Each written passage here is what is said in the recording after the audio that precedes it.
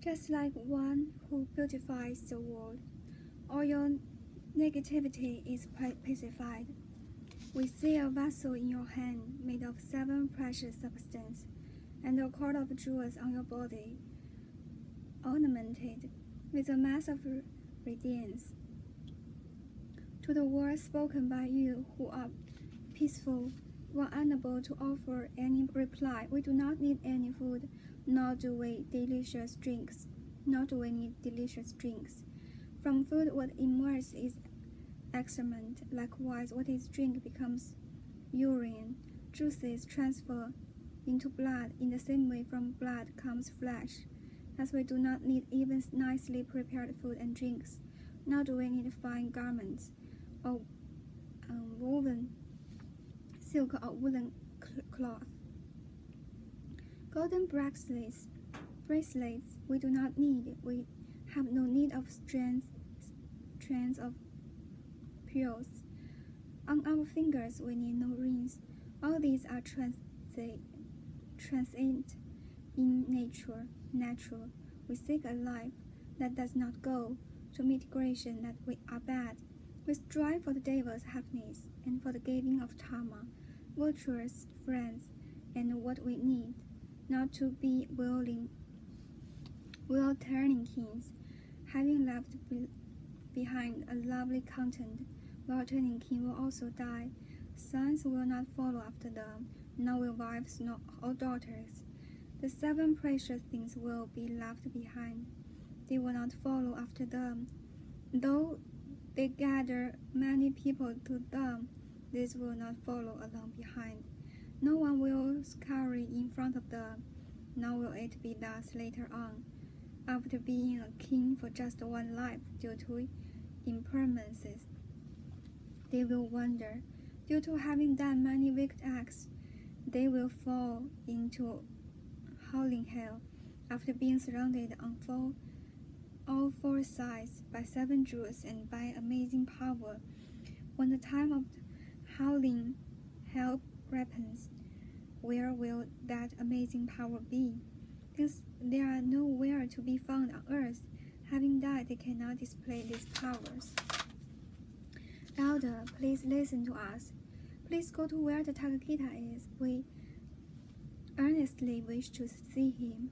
Just like a mother or father, we do not have any mother, nor have we a father or siblings. The Tathagata is trapped in this world. He is a father and mother. He is the sun and the moon. He reveals the pace of happiness. He liberates us from samsara, so that we are not reborn later. He is a boat that saves us from the river, and the terrifying river of the delusions. By him beings are completely freed. They will not come back again. He will show supreme enlightenment, explains the holy Dharma too. We do not have need of food. We do not wish the result of a kingdom. Those who fear the realms of hell should not go to the devil's world. The life of human is happy. There the all-knowing one appears. Due to harmful action, one has done oneself. One's life is short, and one wanders. They do not know death, but they know kingdoms, and the enjoyment they desire. Those deceived by birth and death do not know and have no fear. Those confused by impermanence do not know the subtle dharma. They do not perform subtle duties, and do not know sphere of peace. As they face death, they feel no remorse. Again and again they are reborn, for a long time overwhelmed with suffering, continuing beaten up the sticks, and then they will steal from others too. Likewise, they will be bound and killed, compelled by previous wickedness. They are bound with 5 bonds. Their hope will also be cut off. They will be pressed with pangs of pain. When their consciousness is seized, pitiful they will lament. Who will be my protector? Gold and silver and crystal, all my wealth I will offer.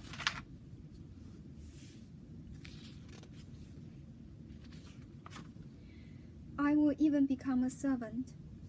In the way that servants do, I will perform any and all tasks. We don't need kingdoms or property, not either wealth or even grain. We do not need our own body. Those who act badly are not afraid. This being so, O elder, we do not have need for food. Those who eat delicious foods, even kings, will also die. Those who drink the best of drinks, Devasans, will also die. Food and drink prepared with skill and of many varied flavors are placed before the king, and then, with his tongue, he touched them. Then kings become attached to tastes and commit not minor wicked acts attached to transitory tastes that are lacking in essence. We do not have the need of drink, nor do we have need of food.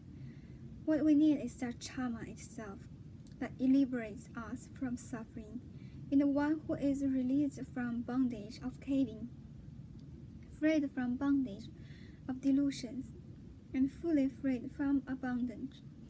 In that Buddha we take refuge. We wish to go for refuge to the great sage who protects the world. We also wish to go to prostrate to the one who is joyful for beings to behold. Since we do not know your name, please tell us your illustrious name. Vajrayana said, you and all beings likewise have the wish to hear the name. Young beings in the billions surround the Tathagata. They said, you are a disciple of Buddha. Your name is proudful, well renowned. Similarly, all beings have the wish to hear your name. He said, Vajrayana is my name. I am the medicine of sentient beings, the best of all the medicine. That one I will teach to you, the one that pacifies all the sickness that have in fact sentient beings. The sickness of attachment is a great sickness. Unbearable, it terrifies the world. The thickness of ignorance is great and infers, making one wander mindlessly. Sentient beings go to hell, and likewise many predators and animals. These childish beings possessed by anger, how could they be pacified? They said, by hearing this virtuous Dharma, we will be freed from all suffering. We are of childish mind and ignorant, but after being freed from all suffering, we abandon doing wicked acts. May we hear the gift of Dharma. Having given up all wicked acts, we give up dreadful suffering too. May we swiftly see the perfect Buddha, the doctor who pacifies all sicknesses. He is the king of physicians, curing all those who suffer. To pay homage to the Tathagata, elder, please do quickly go. After prostrating, please speak our words to the leader of the world. Pacify fully this disease. The holy body is fully ablaze. Pacify this dreadful fire that burns up and destroys our peace. The burden of the body is a heavy burden, an extremely pressed and a sharpened burden. For us who are overwhelmed with suffering, all bound, apathetic, have compassion.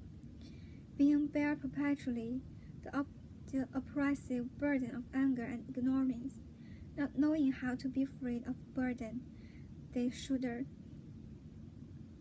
it time and time again. Those who do not know the pace of freedom, and who do not see freedom's pace, though they are aware of death, still this does not produce fear. Thinking, I will never die, those who rest comfortably are thoroughly confused.